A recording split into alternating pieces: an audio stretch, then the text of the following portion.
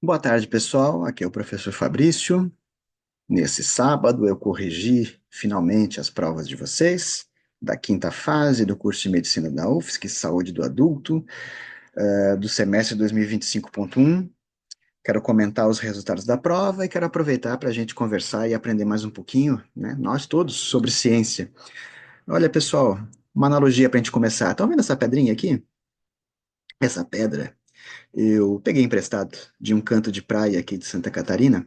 Me chamou a atenção quando eu a vi, né? Ela tem um formato muito peculiar, né? Duas faces bem lisas, assim, ó, paralelas, e três bordos um pouco cortantes, um pouco mais fininhos, tá?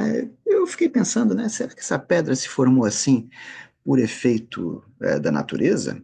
Né, de leis naturais, né, inconscientes, nós acreditamos, em princípio, né, que agiram ali ao longo dos milênios, a erosão, né, isso acontece, né? A gente vê esse tipo de pedrinha assim, lisa, polida no fundo do rio, né, pedrinha que rola no fundo do rio, acaba ficando assim, mas a gente também vê, a gente conhece, né, que os homens antigos, os homens, as mulheres antigos, né, trabalhavam a pedra para produzir algumas ferramentas. Pois então, bem perto dessa pedrinha aqui, eu achei um rochedo. Ah, o vídeo tá aqui, o link pro vídeo tá aqui embaixo, na descrição, nos comentários. Vejam lá que legal, é bonito, tá? E nessa pedra grande, nesse rochedo que estava ali ao lado, tinha vários sulcos, assim, ó, paralelos, todos com a largura correspondente bem à espessura dessa pedrinha aqui. Então a pedrinha, dá para rolar ela pelo sulco, assim, ó, e, né, trabalhando a pedra para ela ficar cada vez mais fininha aqui no seu bordo cortante, né? Ah, quando eu achei essa pedrinha ali bem ao lado daquela pedra grande com sulcos, eu pensei assim: isso não é pelo acaso, não pode ser. A chance de achar pelo acaso uma pedra que se encaixa bem direitinho naqueles sulcos paralelos ali de outra pedra, a chance de acontecer pelo acaso é muito pequena. Né? Eu posso admitir com uma chance bem grande de acertar que isso aqui é uma faca da Idade da Pedra, que há milênios atrás, né, os seres humanos, né, que já viveram aqui antes de nós, tentaram produzir algumas ferramentas, né, dessa forma. Isso aqui, né, deve ter sido usado, né, há milênios atrás por parentes nossos, por antepassados nossos, né? Que legal. Que legal a gente poder usar nosso raciocínio, né, a ciência, para entender o que está acontecendo e distinguir o caos da criação, o fenômeno casual, aleatório, né, e o fenômeno intencional, criativo. Né? Essa é a principal tarefa da ciência, né? Caos não é desordem. Caos significa que as coisas acontecem de forma não intencional, né? Submetida a leis da natureza que, em princípio, a gente entende como inconscientes. Existe ordem no caos, então. Né? Não existe desordem na natureza, as coisas não aparecem, desaparecem assim de forma, né, aleatória, né? A água correria por volta dessa pedra de acordo com a lei da gravidade, etc. Né?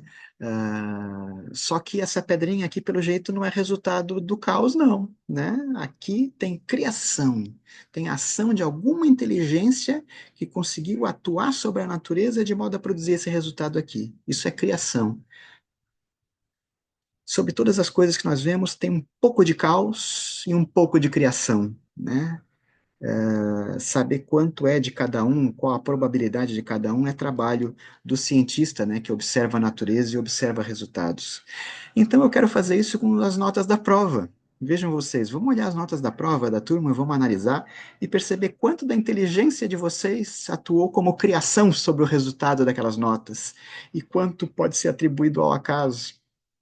Vamos ver se a inteligência de vocês influiu naqueles resultados. Vou compartilhar aqui a planilha do Excel que eu estou trabalhando. Olha só, pessoal, espero que todos estejam vendo aqui. Nessa planilha Excel, eu tenho as notas da prova, tá? Aqui não está identificado, para que eu possa, né, mostrar esse vídeo aqui com tranquilidade para vocês.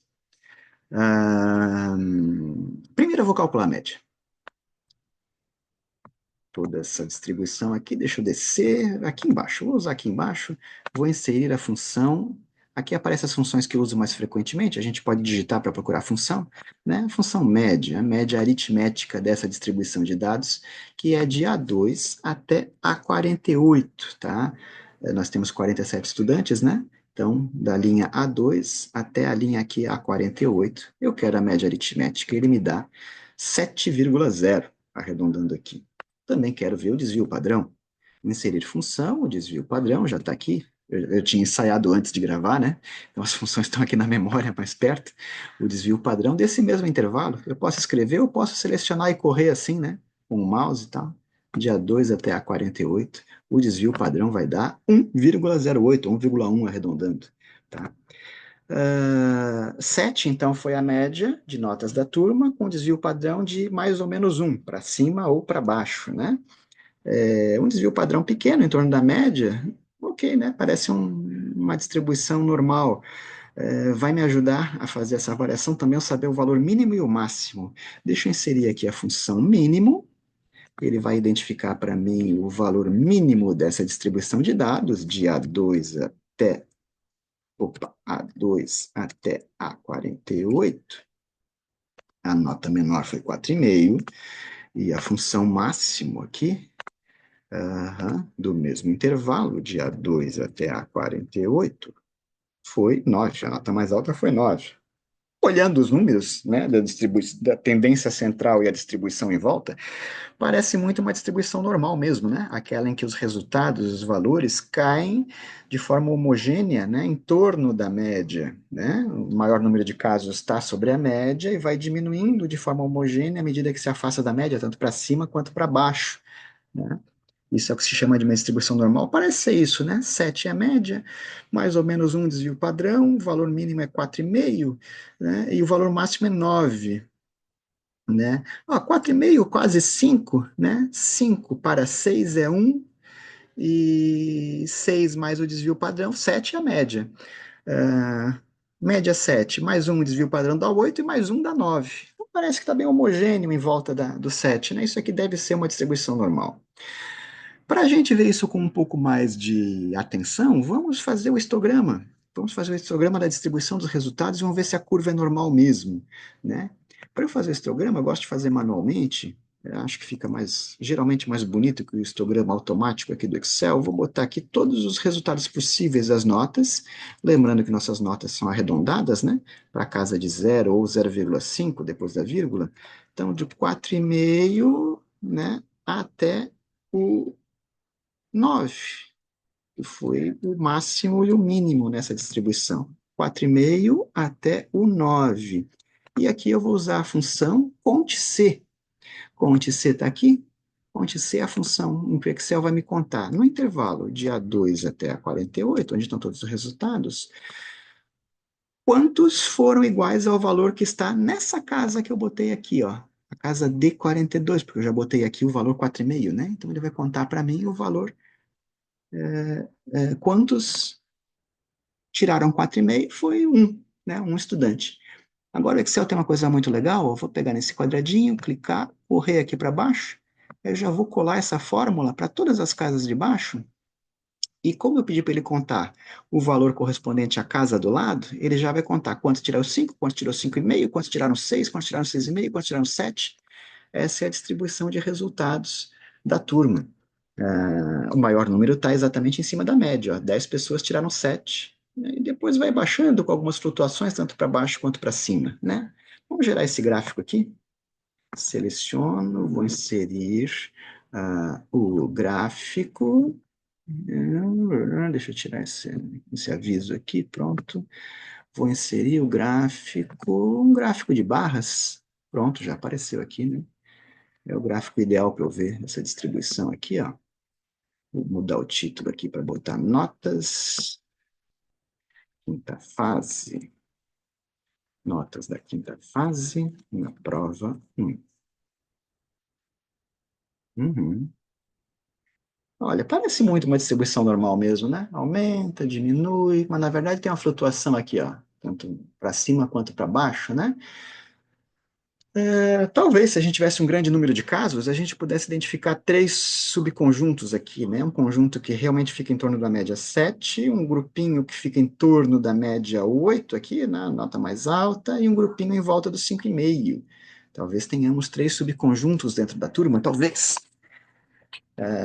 Mas eu estou com a impressão que, na verdade, essas variações, né, como são pequenos números a diferença, 5 para 2, né? Talvez isso seja só pelo acaso também, né? Essas pequenas diferenças aqui. Para a gente testar de forma mais precisa, vamos aplicar aqui o teste T. O teste T, vocês sabem que vai comparar duas distribuições que são normais, né? E eu vou comparar justamente essa distribuição aqui, que me parece normal, com a distribuição normal de fato, que eu vou gerar aqui no Excel, com a mesma média e desvio padrão dela. Tá? Tem uma maneira de gerar aqui uma distribuição normal, né, com números aleatórios, que eu aprendi agora. Tá? Então, colegas estatísticos me corrijam, acrescentem aqui, podem contribuir para o aprendizado. Eu vou gerar aqui uma distribuição que é aleatória, normal, em volta da média 7 com desvio padrão 1. Para isso, eu vou usar a função, primeiro, o eixo x do gráfico, o inverso da distribuição normal. É inv.norm.n, vai gerar números, né? Ah, e eu quero que esses números apareçam de forma aleatória, né? Com a função aqui aleatório. Quero que me gere número aleatório aqui, em torno da média tá nessa casa aqui, né, que é 7, é a casa A50, eu vou usar a função F4 para fixar esse A50, depois quando eu correr com, com o mouse aqui para baixo a fórmula, né, ele vai continuar sempre pegando a referência da média na casa A50, ele não vai descer também. E o desvio padrão, que é a próxima informação que ele precisa, está aqui na casa A51, que eu vou fixar também. Pronto, vou gerar um número aleatório aqui em volta da média 7, para o eixo X, né, do meu gráfico. E para o eixo Y, vou gerar números aleatórios aí relacionados a essa distribuição normal também. Né? Para isso eu vou usar a própria distribuição normal e não seu inverso, né? Vai ser a distribuição normal para o outro eixo do gráfico. É dist.norm.n, em que eu vou colocar o valor de x para o gráfico, vai ser a casinha aqui do lado, o número que eu já gerei, o aleatório em volta da média. O desvio padrão vai ser essa casa aqui, que eu vou fixar também, F4. Ah, a média, na verdade, né? A média, 7, né? O desvio padrão, que é a próxima variável que ele precisa, ponto e vírgula, a próxima variável desvio padrão está aqui, é a casa A51, que eu vou fixar também com F4. E ele me pergunta se eu quero resultados cumulativos, eu não quero que ele faça soma, eu quero que ele dê apenas os resultados em si. Né? Então, escolhi a opção falso, gerei dois números aleatórios para o gráfico, em volta da média de 7 como resultado. Tá? Aqui eu quero fazer 47 pontos, né, para eu comparar igual. Então, eu vou fazer os 54 mais 47, eu vou correr. Então, deixa eu até, para não fazer de cabeça e não correr risco de errar aqui na frente de vocês, vou contar aqui 54 mais 47, 101. Então, vou até a linha 101. Né? Vou pegar aqui e vou correr até a linha 101. Né? Espero que eu tenha feito certo, tenha feito aqui 47 pontos, né? 54 para o 101, é isso aí. Ok. Veja só, vou até fazer o gráfico dessa distribuição normal que a gente criou aqui para vocês verem como é que fica. E vocês vão ver que vai ficar normal mesmo, quer ver? Ó? Inserir um gráfico de dispersão de pontos, ó. Uma curva normal em volta da média 7,5, né? Isso aqui, será que a distribuição de resultados da turma difere estatisticamente, né, dessa distribuição aqui? Para eu comparar duas distribuições normais, né, eu vou usar o teste T. Então, eu quero comparar essa distribuição da turma, vou botar os gráficos próximos para a gente poder olhar de uma mirada só. Aqui, eu vou correr aqui com esse gráfico, veja. Essa é a minha distribuição normal gerada automaticamente, né, em volta do 7,5. Será que a distribuição da turma difere disso aqui? Olha, parece que não, né? Vamos ver. Vamos ver. Vou fazer aqui o teste T de student. Vou inserir a fórmula, inserir função. O teste T já está aqui. E ele vai comparar duas matrizes, né? Duas distribuições de resultados. As notas da turma, aqui, com a minha distribuição normal que eu gerei em volta da média de 7,5, com o mesmo desvio padrão de 1. Tá aqui. É bem parecido. A nota mais alta deve ser esse aqui, ó, o 9,5, um aleatório que foi gerado, né? E a nota mais baixa deve estar aqui, ó, um 4, né? É bem parecido. Não, tem uma nota mais alta aqui que é um 10. Aqui ele passa de 10 no caso, né? Porque ele, né, não está levando o limite 10 em conta. Muito bem. Vamos correr aqui o teste com duas caudas, né? E com o tipo, duas caudas, porque tem, se distribui para os dois lados, eu quero olhar tanto para um lado quanto para o outro, né? E a variação igual das duas amostras, opção 2 aqui. O resultado do teste T de student. Opa, fiz alguma coisa errada, uma divisão por zero. Deixa eu observar se eu errei alguma coisa aqui. Eu não copiei todo o intervalo aqui, ó. É do A2 até o A48, meu amigo. Aqui. Pronto.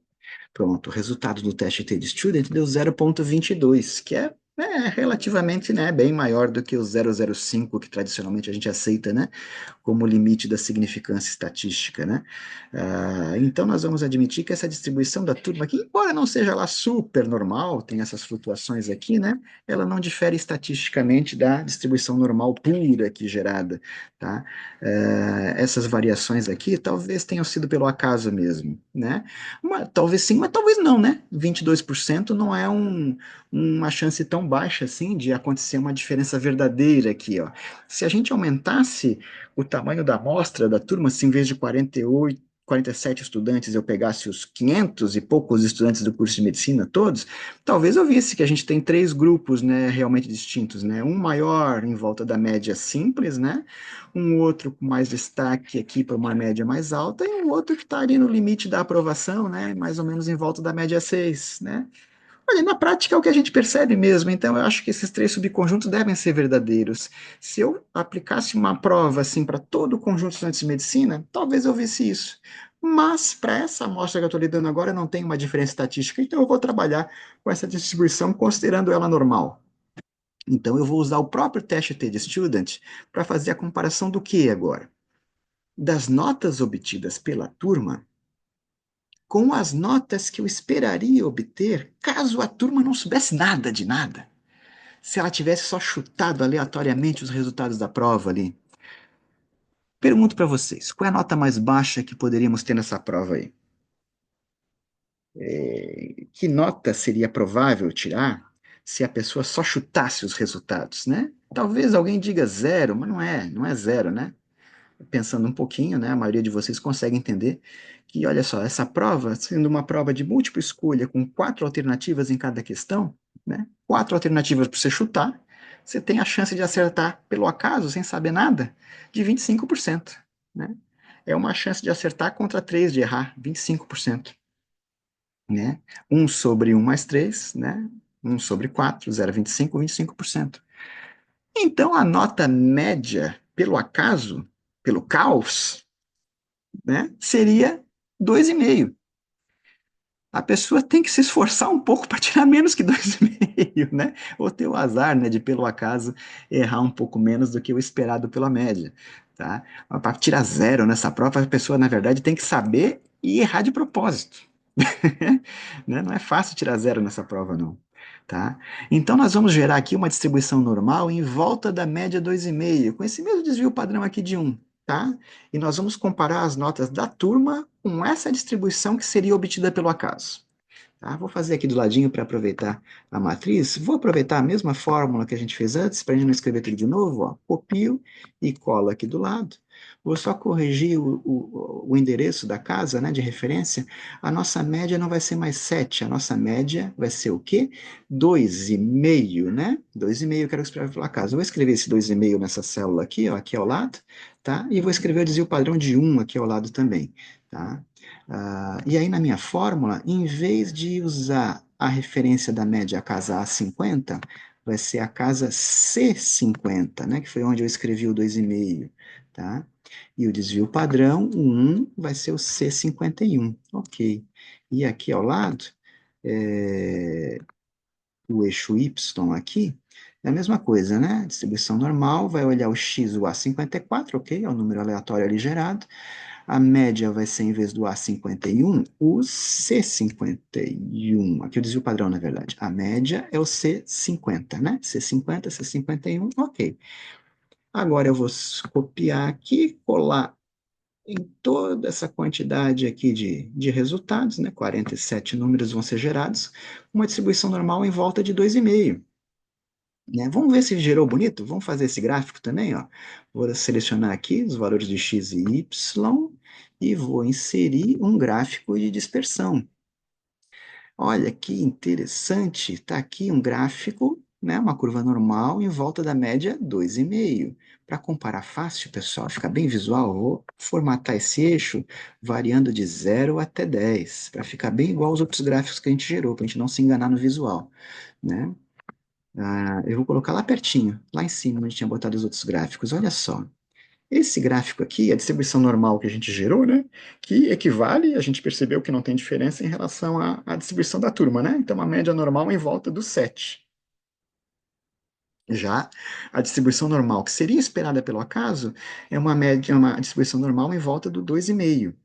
Aí, olha só, então, os resultados da turma eles estão desviados aqui, ó, à direita do gráfico, por, né, 2,5 até 7, 4 pontos e meio. 4 pontos e meio de diferença entre as duas médias, com essa distribuição normal aqui, ó, sendo que os extremos da distribuição quase não se cortam, né? Então, só olhando aqui, eu consigo perceber que tem criação aqui. Tem criação, tem um ato de inteligência. Tem um ato de inteligência na produção dessas notas, né? Como teve na produção dessa pedra aqui. Se fosse pelo acaso, a minha turma estava tirando resultados compatíveis com essa distribuição em volta de 2,5. E está bem diferente, né? Para eu documentar que está bem diferente mesmo, de forma bem precisa, eu vou fazer meu teste T de student aqui, né, entre essas duas distribuições, as notas da turma e a distribuição normal em volta de 2,5 com desvio padrão de 1, que seria o esperado pelo acaso. Vou botar aqui a minha fórmula, né, o teste T, pegando a matriz aqui, a distribuição de notas da turma, resultado que sai da prova, né, com o resultado que seria esperado pelo acaso. São os valores aqui do eixo X, né, no meu gráfico, né, da distribuição normal em volta de 2,5. Caudas duas, tipo de variação, né, igual das duas amostras. Olha o valor do teste T, né? O valor do teste T é 3,008 vezes 10 na menos 37.